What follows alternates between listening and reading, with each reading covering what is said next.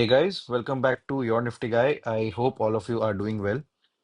Today was a super volatile monthly expiry, one of those days where the market just would not stay still. We saw sharp moves on both sides, quick reversals, and plenty of fake breakouts that could easily trap anyone not staying alert. Expiry days are usually tricky, but today really tested patience and risk management. Every bounce and dip had its own story, positions being squared off, fresh ones being built, and a lot of emotional reactions in between. In this video, I'll take you through how the market behaved throughout the day, what levels actually mattered, how the price reacted around key zones, and what this kind of volatility is telling us about the next session. So make sure you watch till the end. Drop a like if you find this helpful. Subscribe to the channel if you haven't already, and share your thoughts on how this expiry went for you. Let's get started. Before we start today's video, I'll be very clear about today's trading.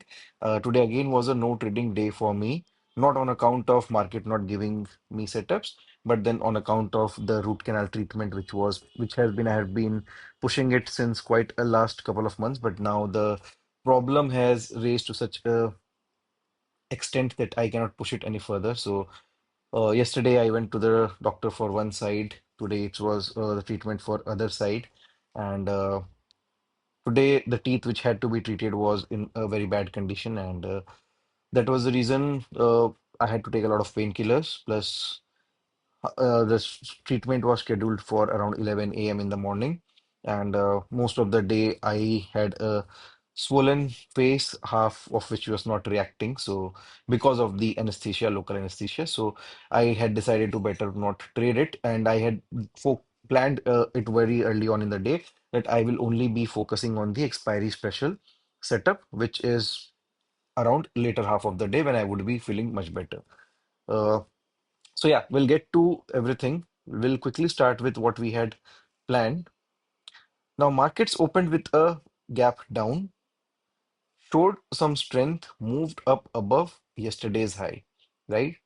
Now, previous day high, previous day low, previous day closing. These are important price points, right? Now, try to understand markets went up, gave us a closing, but then our plan was to create a long only with a valid pullback. Now, this again, yet once again, this has proven how important is it to wait for a proper pullback and not get trapped on the wrong side.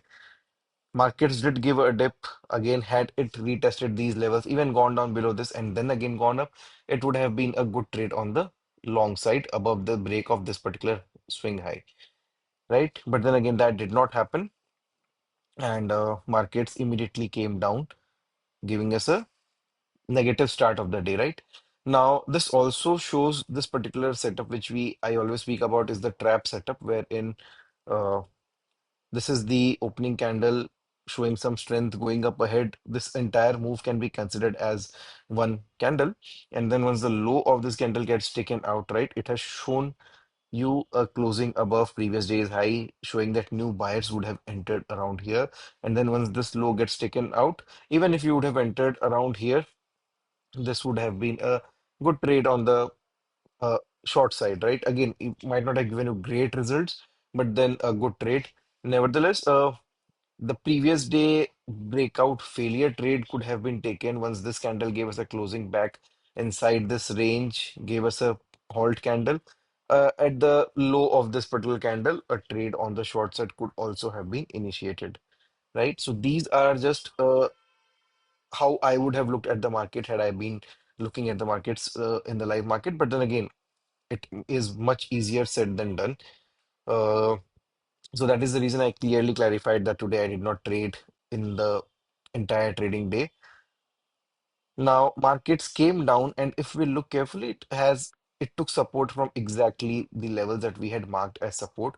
Now, this level had slightly changed because we had considered this low and this high, but markets made a new high. It would slightly have been a little bit on the higher up if we also just quickly check it. So it would have been almost the same levels, only slightly higher. So that does not make any difference. And if you see around here with a good positive RSI divergence, so while markets made a new low, RSI made new highs, and at the break of this particular double bottom, this could have been a good reversal trade on the upside only for scalping, right? And if I would have taken this trade, I'll quickly tell you guys this trade I might have avoided as well. Again, see, it all, like I tell you guys, it all depends on the sentiments when you are in the live market. At this particular point of time, I don't think I wasn't observing the charts. Uh, so yes, I would have avoided this trade for one simple reason. The most logical stop loss would have been around here. Even if you wanted to limit the stop loss to a smaller stop loss, you would have to take it below this, but then this is not even a proper swing. So the most logical and right stop loss would have been around here, which is a pretty big stop loss for a reversal trade, right? Yeah, I would have avoided this particular trade, but then again, if somebody would have scalped it out at the break of this particular high, and if you just want to scalp it for 5 minutes, it would have been a good trade. Once again, markets consolidated, and if we look at it,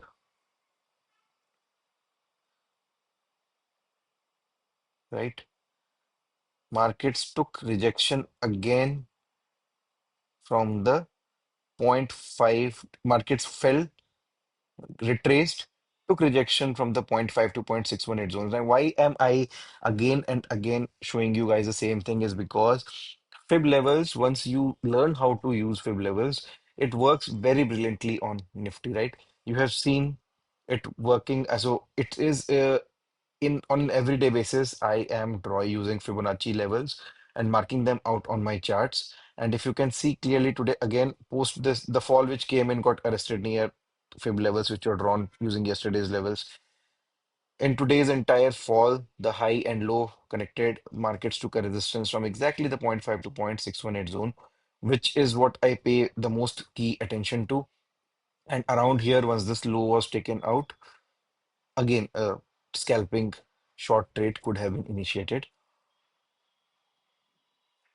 right? So please pay close attention. How am I drawing these fib levels? Because they work fabulously well with Nifty, especially with Nifty, and this would have been a good trade again.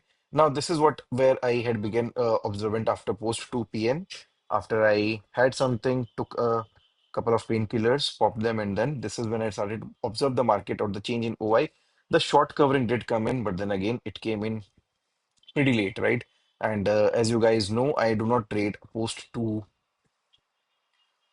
2:45. I don't take into fresh trades, and that is the reason I avoided it completely. I thought it's completely fine with me. Now, I will be able to trade for the rest of this week, yes, because the next appointment that I have with my dentist is on Friday. It's at 3:30. So yeah, the trading day will be well taken care of. And I hope the treatment done today does not the pain gets subside and does not create me a lot of problem going ahead till Friday. So yeah, that was it about today's trading. Now, if we have to plan for tomorrow, we don't need this. I'll still be keeping this particular line on my chart. The reason was yesterday shared in yesterday's video. On a daily time frame, if we look at Nifty, it has formed a very, very beautiful indecisive doji, right? It has closed exactly where it opened, went up above previous day's high, went back below previous day's low, but then gave us a closing around the opening itself, a very clear indecisiveness in the market. And if we look carefully, the market is kind of again consolidating, right? The markets are again consolidating in a range. If we jump on a smaller time frame, it will be much more clear and much more evident, right? On the higher end, we can take a look at this trend line on the this is only considering the recent price action. The prices are consolidating in a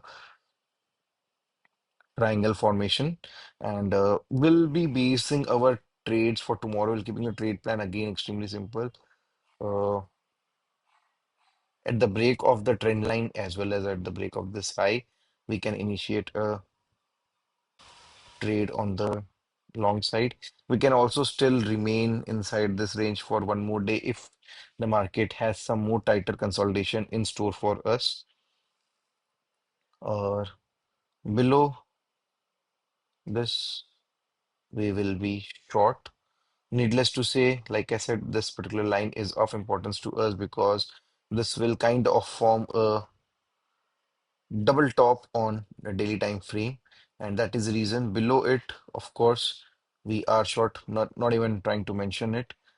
Around these levels, if we reach them tomorrow, if we look and find some positive price action, we can initiate some trades on the long side, all depending on the price action that is in the formation, right? Uh, and in other news, on the other side of the trade, so the option buying trades were not executed, but then the option selling trade, I'll just check the date I had executed it on, and it was still ongoing. And this is an experiment which I am doing. So I'm doing it with very, very less quantity. So the profits might not be significant, but then again, this is something which I am planning to scale up by a lot of quantities. And yeah, so I had executed the trade on 24th, right? So if you see the last 3 days has been extremely sideways, and the premium that I had sold was 26,100 call and 25,700 put of the monthly expiry, 25,700. Yes, somewhere around here, right? I'll quickly just show you the reason as well. On 24th, yes, 25,000.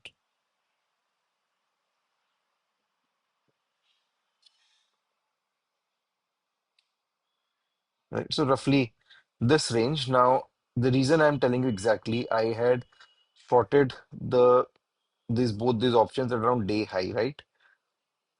Sorry, at the start of the day, not day high. At the start of the day when the market was around 25,900, I sold 200 points above, 200 points below, and I had was again anybody who is into iron condors would be knowing about this particular position, and it was good and beautifully manageable. Nothing much. Markets came down on 24th, went up again, sideways, complete sideways price action till about today. Both the premiums went to zero, and it was a very good trade. So this is something which I will be making a video on soon. This is a passive income strategy that can be deployed, but then again requires a bigger amount of capital. So this should be the simple trade plan for tomorrow. So that wraps up today's analysis, guys. It was a wild expiry, but days like these are what truly shape us as traders. They test our patience, our mindset, and our ability to stay calm in chaos. Remember, it's not about catching every move, it's about surviving the tough ones and showing up consistently. If you found this video helpful, make sure to like, subscribe, and share it with your trading friends. I will see you in tomorrow's video. Until then, trade safe, stay disciplined, and keep learning every single day. Cheers and thanks for tuning in, guys.